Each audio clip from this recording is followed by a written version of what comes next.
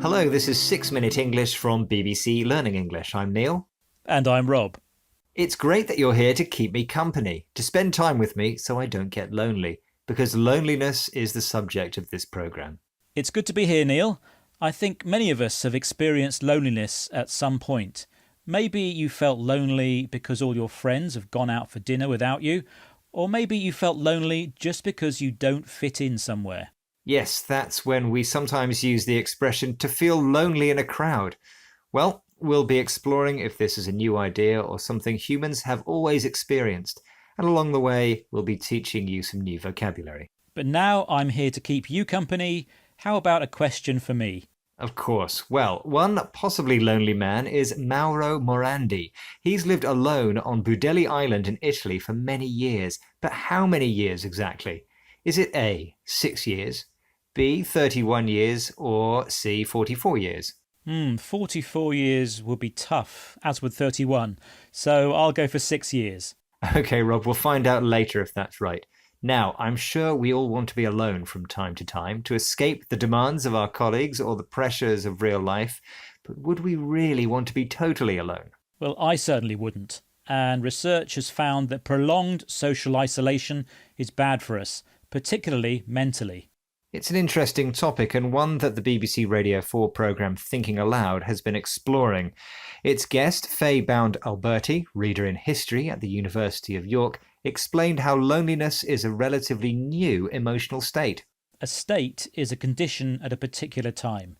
Let's hear what she had to say about references to loneliness in literature.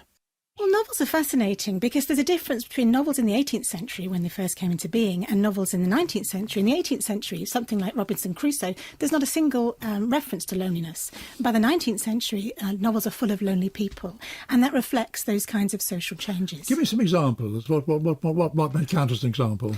Well, I suppose I'm thinking about if you compare something like Wuthering Heights, where you have this desperate desire on the part of the heroine to find love, which is bundled up too in this sense of the self as not being complete without another, or Tess of the D'Urbervilles. And so Victorian fiction in particular tends to be full of women who are in search of the significant other and needing to find happiness and an absence of loneliness in the domestic. It's interesting that Faye mentions the story of Robinson Crusoe, about a man living on a desert island, does not mention the word loneliness. But because of a shift in how people behaved and thought in the 19th century, called social change, loneliness became an emotion that was written about in stories. But loneliness tended to be something affecting women. They were searching for happiness by finding a significant other, a partner, usually a man, who they wanted to marry. How things have changed.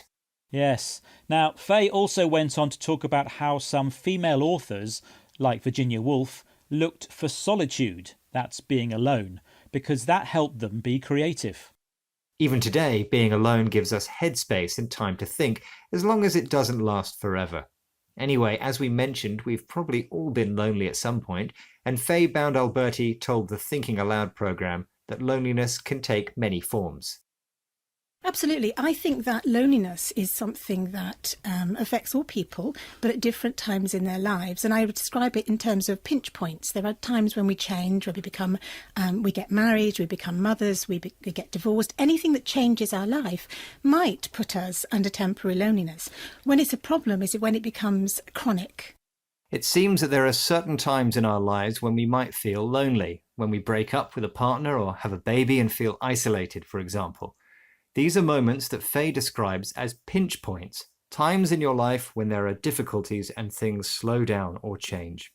We could say loneliness at these times is understandable, normal and temporary.